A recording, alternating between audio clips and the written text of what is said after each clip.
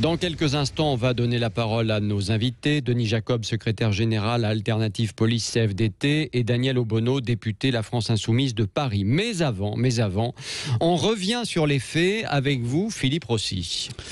Et oui, alors l'affaire Gabriel, ça s'est passé fin mai, dans la nuit précisément du 25 au 26 mai. Il est 2h50 du matin. Le jeune Gabriel est pris sur le fait, surpris en train de démonter la roue avant d'un scooter dans une rue pavillonnaire de Bondy. À la vue de la patrouille de la police, Gabriel et son ami s'enfuient, mais très vite rattrapés par les agents. L'interpellation dérape. Dans quelles circonstances? C'est ce que va tenter d'expliquer l'enquête. Deux versions s'opposent. Selon Gabriel, tout d'abord, deux policiers l'auraient plaqué à terre, un genou sur sa tête, un autre sur son épaule, alors qu'un troisième policier lui aurait donné des coups de pied derrière la tête et au visage. Gabriel perd alors connaissance. Selon les policiers, cette fois autre version, Gabriel aurait chuté et se serait violemment rebellé lors de son interpellation. Pas de vidéo amateur, évidemment, pour prouver quoi que ce soit. La famille Gabriel a déposé tout de suite plainte auprès de l'IGPN, c'est la police des polices, contre les trois fonctionnaires auteurs présumés de l'interpellation. Et puis vous le disiez, Christophe, a noté que Gabriel a subi aujourd'hui une opération au niveau de l'orbite de l'œil qui est fracturée. Bah oui. Bon, avec ces affaires-là, c'est toujours un peu la même chose, c'est-à-dire que c'est très difficile, évidemment, aussi, de se faire une idée précise de ce qui s'est passé. D'abord parce que nous n'y étions pas, évidemment, qu'il n'y a pas eu de vidéo. Des fois, il y a des vidéos qui permettent de faire plus la lumière, évidemment. Bon, ben là, c'est pas le cas, donc c'est évidemment compliqué. Yael Mellul, quand vous entendez cette histoire, vous vous dites quoi? Vous vous dites, bon, le gamin a déconné et donc, voilà, et il lui est arrivé ce qui lui est arrivé derrière. Ou vous vous dites, je sais pas, les policiers vont trop loin aujourd'hui, ils ne se rendent plus compte parfois de ce qu'ils font, ils sont poussés à bout, que sais-je? Alors, je me dis deux choses. Alors déjà, avant tout, on n'a pas besoin d'être témoin direct d'une situation pour pouvoir la commenter, fort heureusement. Oui, bien sûr, voilà. Mais bon, enfin voilà. Il y a une enquête en cours, on va voir. Mais évidemment, on aurait besoin de davantage d'éléments pour se faire une idée un peu plus pointue sur la situation. Mais par rapport à ce qu'on sait déjà, je veux dire, on en revient, c'est comme un peu du déjà vu. Je veux dire, on est encore dans un délit de fuite, on est encore sur quelqu'un qui a été pris en flagrant délit de commission d'une infraction.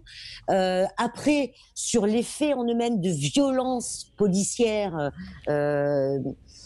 je pense qu'on n'a pas suffisamment d'éléments encore aujourd'hui pour savoir précisément ce qu'il s'est passé. Ceci étant, il est évident qu'aujourd'hui, il ne faut pas se voiler la face.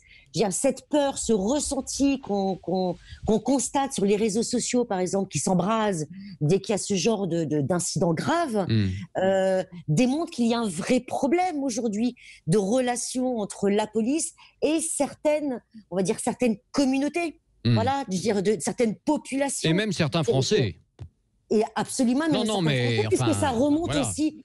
On a aussi ce genre de problématique, faut-il le rappeler, pendant les Gilets jaunes. Voilà, donc il y a de la violence policière, on ne peut pas le nier aujourd'hui, ce n'est pas possible. Alors, je vais donner la parole aux autres vraies voix dans un instant, mais on accueille Daniel Obono qui est avec nous. Bonsoir.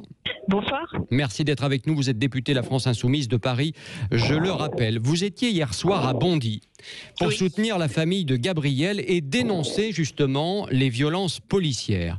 J'avais envie de vous dire tout d'abord, vous demander, est-ce le rôle d'une députée de la République qui représente la nation d'être contre la police?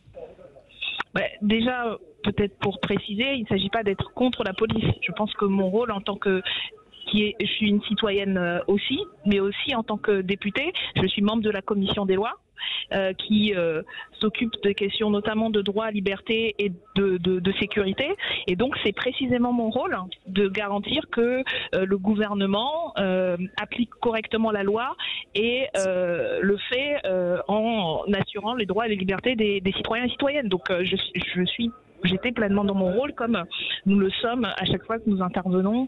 Nous sommes présents aux côtés de personnes qui se mobilisent pour demander la justice. Parce que, je rappelle, ce rassemblement demandait à ce qu'il soit fait justice à cet enfant, cet enfant de 14 ans qui risque de perdre un œil et qui, voilà, Et alors que dans un état de droit comme la France, aujourd'hui, la peine de mort a été abolie et on ne sanctionne pas des délits. On peut pas tout mélanger non plus. On peut pas tout mélanger non plus. Ce que je veux dire, c'est que même quand on a commis un délit, ça ne veut pas dire qu'on doit y perdre un œil ou autre chose. Donc oui, il ne s'agit pas d'être contre la police. Au contraire, je pense qu'il s'agit d'être pour une police républicaine. Danielle Obono, et c'est pleinement mon rôle. C'est notre question. Faut-il avoir peur de la police? Est-ce que vous-même, vous êtes citoyenne, vous avez dit, vous êtes députée, mais vous êtes citoyenne. Est-ce que vous vous dites parfois, j'ai peur de la police? Ben moi, je peux le craindre aussi, y compris parce que je ne me balade pas tout le temps avec mon écharpe de député et que même l'écharpe de député, comme ce qui est arrivé à mon collègue Loïc Prudhomme à Bordeaux l'a montré, ne protégeait pas, s'il en faut, de comportements qui sont abusifs. Il faut rappeler ce qui lui est arrivé, peut-être. Il faut rappeler ce qui lui est arrivé en 2 mots. Oui. Loïc Prudhomme, qui donc était avec son écharpe à la fin d'une manifestation, qui sortait de la manifestation, et qui a été brutalisé par des agents présents alors qu'il avait été identifié et qu'en fait il retournait, il n'était pas en train de manifester, il rentrait prendre son vélo. Et donc c'était à l'époque de Monsieur Lallemand, qui était préfet à Bordeaux. Il a été promu ensuite à Paris. Et donc, et on sait ce qu'il comment il intervient depuis. Mais ce que je veux dire, que là aussi la question est mal posée. La question n'est pas faut-il avoir peur. Excusez-moi. Non mais vous posez des questions comme vous voulez le faire. Moi je peux y répondre aussi d'une autre manière, parce que je pense que ça induit aussi la manière dont on a le débat. La question c'est que il y a une peur de la police dans la population, chez un certain nombre de personnes, et qui n'est pas normale. Voilà, je pense qu'on ne devrait pas avoir peur de la police, parce que la police républicaine, dans notre conception à nous en tout cas, et je crois que c'est celle que défendent la majorité de la population et la majorité de la police aussi, c'est une police qui protège la population. C'est une police qui est au service de la population. Danielle Obono. Par contre, il y a un problème, parce que du coup, il y a de la peur maintenant vis-à-vis de la police à cause des abus qui ne sont pas sanctionnés et à cause d'une impunité qui est revendiquée, y compris par la hiérarchie policière, parce que c'est pas juste la police, c'est aussi les choix politiques qui sont faits, les consignes qui sont données et qui sont problématiques. Danielle Obono, les mots prononcés hier soir lorsque vous étiez sur place à Bondy ont un sens, évidemment, lors de cette manifestation de soutien à Gabriel. Il a été question de violence systémique de la part de la police. Ça veut dire quoi ? Ça veut dire que dans le fonctionnement de l'institution policière, il y a la reproduction de ce qui se passe dans la société et qui, en termes de biais discriminants vis-à-vis de différentes catégories, qu'on soit femme en fonction de son orientation sexuelle, en fonction de... Non mais vous, ce que vous dites, c'est que la violence donc, fait partie intégrante du système policier français aujourd'hui ? Oui, non mais la violence, la police est une institution par définition qui a le monopole de la violence légitime. Oui. Donc de fait, fallait, mais de la force, la violence légitime. Donc en soi, on va dire, c'est pas le problème, c'est le but même. Non, c'est pas la violence légitime, c'est la force. C'est pas la même chose. C'est la force, c'est pas très la différent. même chose. Ça n'a rien à voir. Ça n'a rien à voir. Ce n'est pas une violence légitimée. C'est pas la même chose. Non, c'est pas une violence légitimée, mais c'est en référence à la définition de ce point de vue-là sociologique et philosophique. Mais le problème, c'est l'usage qui en est fait, et l'usage disproportionné, et l'usage abusif, et le fait que ça va cibler certaines catégories de la population en fonction de biais discriminants. Donc c'est ça, et ça c'est pas juste la police, c'est la société qui est construite comme ça, et c'est un problème. Et on se bat contre ça dans la société, et donc il faut se battre aussi contre ça dans les institutions. Surtout que ces institutions doivent être garantes de l'état de droit, doivent être garantes des droits et libertés, de la sûreté de la population. Et quand c'est tout le contraire, et avec le pouvoir qu'ont la policier et l'institution policière, il faut être encore plus exigeant sur les comportements et encore plus sévère quand il y a des abus. Et c'est pas juste moi qui vous le dis, Danielle Obono, parce que je suis députée de la France Insoumise. Ce sont tous les rapports qui sont faits depuis des années dans toutes les institutions au niveau national et international. Encore dernièrement, vous avez un avis du défenseur des droits, vous en avez entendu parler encore, sur des comportements de policiers dans le 12e arrondissement de Paris. Donc le défenseur des droits, rappelons, c'est une institution indépendante des deux parties. Ils ont été saisis dans une procédure judiciaire parce que justement ils pouvaient apporter un point de vue ni de parti pris vis-à-vis de la police, ni de parti pris par rapport aux requérants. Et ils ont attesté, leur enquête a attesté de comportements discriminants vis-à-vis de jeunes gens qui se retrouvaient ciblés, humiliés, etc. Et ça, c'est un rapport parmi des dizaines qui existent. Ça je l'entends, Daniel Obono. On va demander à Philippe Bilger ce qu'il en pense, puisqu'il est avec nous dans Les Vraies Voix comme chaque soir. Mais quand même, si on reprend les faits, et tout à l'heure, vous n'étiez pas encore avec nous, mais Philippe Rossi rappelait les faits, on a quand même un gamin qui, à la base, est surpris en train d'enlever une roue de scooter et qui se sauve en courant avec son copain, donc qui vole, qui sauve. Et derrière, on ne sait pas trop ce qui se passe en réalité, parce que c'est ça la vérité, c'est qu'on ne sait pas vraiment ce qui s'est passé. Il y a deux versions qui s'affrontent, entre la version les policiers qui l'auraient tapé de manière très violente, etc., etc. Bon, ça c'est une chose. Et puis l'autre version qui dit qu'il serait tombé, etc. On ne sait pas ce qui s'est passé. C'est ça le problème. Il y a une enquête qui est en cours. On va voir. On sait quel est le résultat quand même. Hein. Ça, on est d'accord. Effectivement. Ça, on est d'accord. Mais bon. Le moment où ce jeune homme a été pris sur le fait et aujourd'hui, on sait qu'il est là à l'hôpital et il risque de perdre un œil. Et que quoi qu'il soit passé, il y a eu un échec à un moment donné. Ça, on est d'accord. D'interpellation qui a conduit à ça. Donc il faut en établir les responsabilités. C'est aussi peut-être un peu le délit de fuite qui est déjà le premier pas vers l'échec. Je veux dire, quand on est pris normalement. Déjà, on ne commet pas d'infraction à la base, déjà, pour éviter ce genre de situation. Pour éviter d'être interpellé, par définition, il faut éviter de commettre des infractions. Premièrement. Oui, mais dans un état de droit, on est dans un état de droit, même quand on est pris dans un état de droit, quand des flics vous demandent d'arrêter, vous arrêtez. On a des droits, madame, on a des droits, et la police est tenue. Elle a une procédure qui fait que même quand on a commis un acte, on doit être traité en respectant ses droits. Et que surtout quand il s'agit d'un mineur, je rappelle que c'est un jeune homme de 14 ans. Non mais il y a deux choses. Il y a deux choses par rapport à ça. 14 ans ne s'arrête pas quand les flics l'interpellent. Moi, ça me pose problème. Oui, bien sûr, ça n'a jamais existé dans l'histoire, bien sûr, dans l'histoire récente. Non mais il y a deux choses très simples par rapport à cette affaire. Non mais attendez. On va remettre tout le monde d'accord une fois pour toutes là-dessus, parce qu'il y a quand même deux choses. Pardon de le dire. Non, mais pardon de le dire, mais j'ai eu 14 ans, par exemple. Je suis pas allé voler quoi que ce soit. D'ailleurs, je pense que j'aurais volé quoi que ce soit, je me serais pris une trempe, ça aurait été réglé. Mais vraiment, ça aurait été réglé. Donc déjà, si les parents faisaient leur boulot, on n'en arriverait peut-être pas là. À 2h30 du matin, un gamin de 14 ans, qu'est-ce qu'il fout dehors? Il va falloir m'expliquer. Bon, là, on n'a pas de réponse. Voilà. Et derrière ça, je suis désolé de le dire, il n'avait pas à prendre la fuite d'une part, et d'autre part, les policiers, il faut qu'ils fassent gaffe à ce qu'ils font. Ils ont des règles à appliquer. Voilà, ils n'ont pas intérêt à aller au-delà de ce qu'ils doivent faire. Donc, s'ils sont allés trop loin, il faut les sanctionner. Voilà, on est d'accord là-dessus, Philippe Bilger. Alors, je ne suis pas totalement d'accord avec Madame la députée Obono. D'abord, évidemment, ça n'est plus totalement le sujet, Christophe. Il n'y a aucun rapport à faire entre la France et les États-Unis.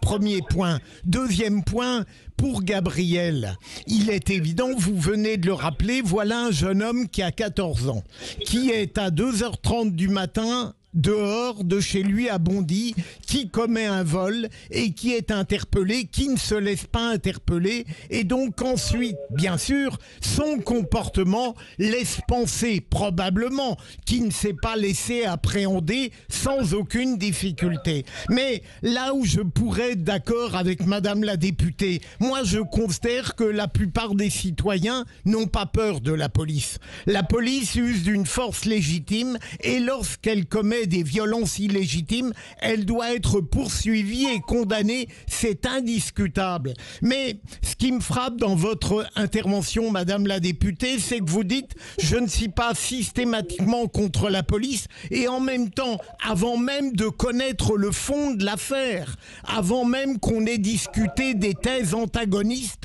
vous dites « c'est la famille qui a raison ». D'où tirez-vous cela ? C'est tout de même extraordinaire. Monsieur, allez, Daniel Obono.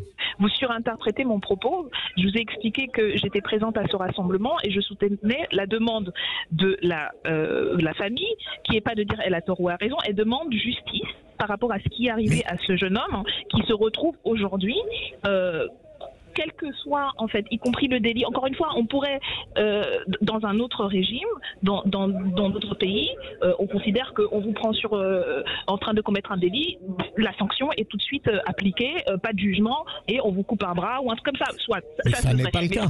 Ce n'est pas le cas en France. Donc en France, même quand on a commis un délit que la police vous appréhende, d'abord vous n'êtes pas jugé coupable ou innocent par la police, donc il faut qu'un juge détermine que vous êtes coupable. Donc tout ça, cette procédure, moi, ce n'est pas ma place de déterminer s'il est coupable ou innocent. La question n'est pas là. La question n'a jamais été là, y compris pour la police.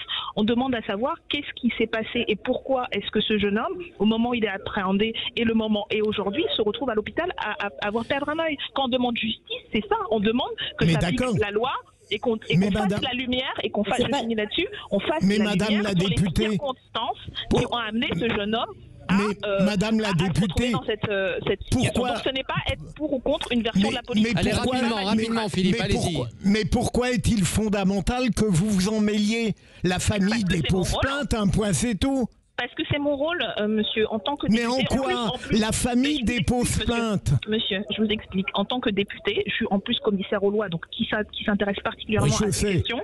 Mon rôle, c'est de s'assurer que l'État, l'exécutif, donc le ministère de l'Intérieur, donc la police, fait correctement son travail. Voilà. Et donc là, mais ça n'est pas votre rôle dans une affaire particulière. Ça n'est pas votre rôle. Non, allez, on va pas. Excusez-moi, juste terminer. Je termine là-dessus, parce que si c'était juste une affaire. Voilà. Le problème et ce à quoi on est confronté aujourd'hui et pourquoi est-ce qu'il y a cette peur de la police et pourquoi est-ce qu'il y a ces condamnations de la France, c'est que ce n'est pas une seule affaire. Il y a plusieurs dossiers de ce type-là, d'usage disproportionné de la part de la police qui use de cette force de manière abusive. La France a été condamnée et donc c'est là où ça devient systémique. On en revient à ce qu'on disait. Voilà. Ce n'est pas juste. Et donc on en revient au racisme d'État, n'est-ce pas? Donc la France serait. Allez, on termine. Madame, excusez-moi. Permettez d'entendre ce que je dis. Madame. Mais je encore connais une fois. vos discours, Madame la députée. Allez, laissez répondre Daniel Obono et on part en pub, s'il vous plaît. Merci. Excusez-moi, moi je ne connais pas quelles sont vos idées. J'écoute ce que vous dites et je ne vous permets pas de mettre des mots à la place. Je pense que je me suis exprimée très clairement en expliquant de quoi on parle. On ne parle pas juste d'un cas. On parle de plusieurs cas qui sont documentés et que là, ça pose question. Et ça me pose question en tant que parlementaire parce que ça veut dire qu'il y a un problème au sein de l'institution. Et je ne suis pas le seul à le dire. Je vous renvoie à tous les rapports qui le disent. Encore dernièrement, le défenseur des droits. Et c'est pleinement mon rôle. Et je crois que pour la police républicaine, parce que moi, je crois en la police républicaine, on a besoin d'une police républicaine. Il faut qu'il y ait ce contrôle beaucoup plus strict et il faut de l'exemplarité, ce qui n'est malheureusement pas aujourd'hui le cas. Et je pense qu'il faut continuer à se mobiliser pour avoir une police qui est au service des citoyens. Merci Daniel Obono d'avoir été avec nous quelques minutes dans Les Vraies Voix sur Suite. Denis Jacob est avec nous. Denis Jacob, secrétaire général à Alternative Police CFDT. Bonsoir Denis Jacob. Bonsoir Christophe. Merci d'être avec nous. Franchement, j'ai pas peur de vous. Je vous le dis franchement. Là, franchement, j'ai pas peur. Pas peur de vous. Bon.